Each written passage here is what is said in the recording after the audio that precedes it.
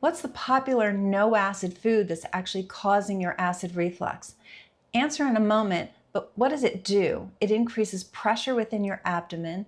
It increases gas-producing bacteria. It also decreases motility or motion within the gut. All these things are leading to acid reflux and hiatal hernia. But continuing, it increases insulin and inflammation. It causes weight gain and weight gain around the abdomen. And lastly, it's frequently eaten with classic acid producing foods, meaning acidic foods that cause acid reflux. So let's dive into the specifics of this so that you can really understand the mechanism. And the first one is that it's increasing pressure or increased intra-abdominal pressure, it's called. It's just pressure within your abdomen. And so what happens with acid reflux, of course, is that the stomach gets compressed, and that pressure is causing acid to come up your esophagus. So anything that's increasing pressure within the abdomen is problematic, and it's going to create the pressure of the acid and also the pressure creating hiatal hernia, that widening of the opening where your esophagus, the tube that connects your mouth to the stomach, passes through. So it passes through an opening, and if that widens due to that pressure of the stomach pushing up, that's hiatal hernia. And the two of them go together 70 to 100% of the time. So we can kind of speak about them together. So sugar is increasing that pressure, which is obviously problematic. It also increases the number of gas-producing bacteria.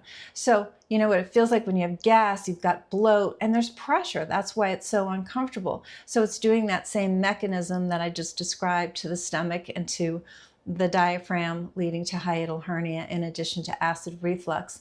And it's also unhealthy because those bacteria then multiply, and you can get into a really bad state with small intestinal bacterial overgrowth and imbalance in your colon, and that affects not just the reflux, but your overall digestive health, your immune health, hormonal health even. So it's very broad range what happens with that. Also, what sugar does, it slows motility, and everything has a motion and a timing. And so food is in your stomach for 2 to 4 hours. Well, what if food is in your stomach for a lot longer? That's something that sugar can do. Again, you get that buildup of pressure, which shouldn't happen. The food should have traversed through the stomach out into the small intestine, but also it's giving opportunity for any organisms which are there to now happily multiply, creating some of the problems we just discussed. Also, what happens is that with sugar, you get an insulin spike, and insulin is very inflammatory. So with inflammation, which is actually the root of pretty much every degenerative disease you don't want to get, including cancer, diabetes, heart disease, autoimmune disease, dementia, all of these diseases are associated with inflammation. So systemic inflammation has its hazards that way. But an interesting association is that inflammation increases nerve sensitization. So your nerves are more sensitive. Think about the time you had a really bad sunburn, and just even air hurt your skin. Cool water everything hurt your skin, which of course normally it wouldn't do. But so when the nerves are sensitized, we're talking now the nerves in the esophagus and the stomach. So when they're sensitized, even a mild bit of acid reflux will make you pretty miserable because of that increased sensitization. So that can lead you down the path of more and more medication with dangerous side effects, and not to mention to make you miserable. So then you've also got the fact that sugar is associated with weight gain, and particularly visceral fat. So the viscera are our organs, and so you're getting fat around the organs. You get weight around your midsection. That weight alone is increasing that intra-abdominal pressure. Again, a known link with acid reflux and hiatal hernia both. And lastly, when you eat sugar foods, they tend to be associated with a lot of foods that are known to trigger acid reflux, like caffeine, chocolate, mint, and fatty foods. So, like ice cream. So these are the known triggers, and sugar tends to go along with a lot of those foods.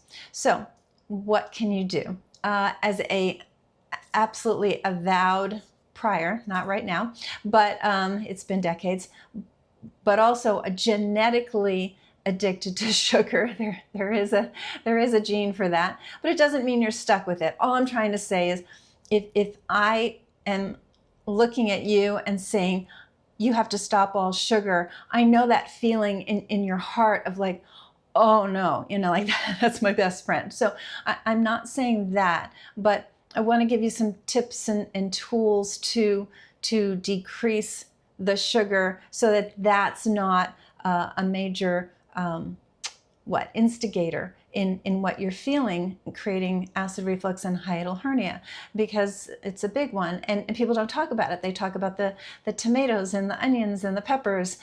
They don't talk about sugar when it's a major influencer and aggravator of this problem. So it's sort of gradient. One thing you can do to start is see where the sugar is coming into your life. Is it the desserts? Is it the ice cream? Is it just that you do a lot of beverages with sugar in it? That's a pretty easy one. But first of all, you have to locate where the sugar is located in your life. And I'm not talking about fruit. Fruit is brilliant. Not fruit juice, but eating the whole fruit. Okay, so don't worry about that. A lot of times people conflate the two, and that's not the problem.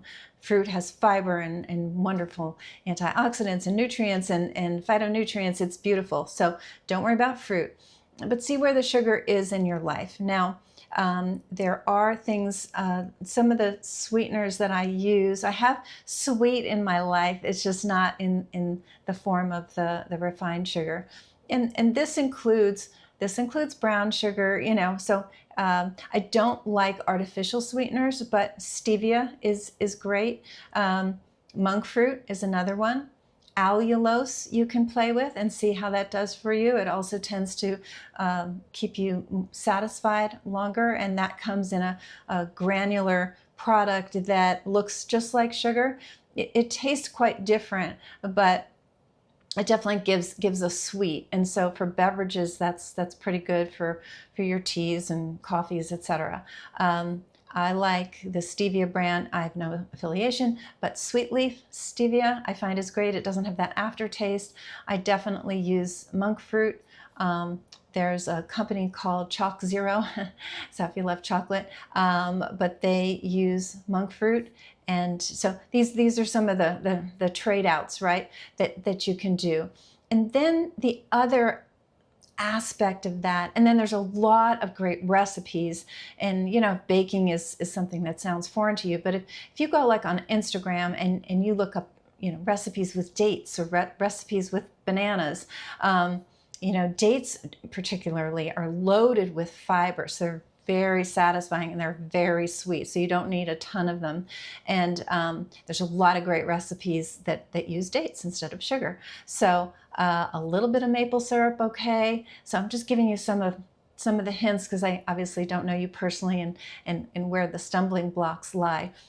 Definitely at issue is the prepackaged foods. So you have to start looking at those and the added sugar. And sometimes it's in silly things, like you really love ketchup and your ketchup has, 5 grams of sugar in it. So these are the things that you can start to just look at labels and start trading them out. And then the less sugar you ingest, the less you'll want. So the other side of the coin here is getting enough protein, getting enough vegetables and fruit, getting enough fiber. And if you start filling your meals with all of those things, you'll find your cravings go way down. So we could talk about this for a long time. I just wanted to give you some helpful hints because sugar is not discussed enough as far as all the deleterious things that it creates in this realm of gut health, acid reflux, and hiatal hernia. So I hope you found this helpful. If you did, send in a comment. I love hearing from you.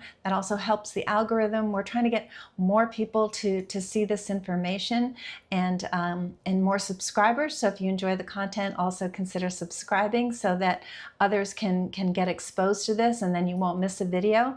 And I pretty much do one every day, 5 days a week. And that's, oh yeah, thumbs up, all those good things. Share it with friends. So you probably know somebody who's suffering with acid reflux because it's such a common complaint.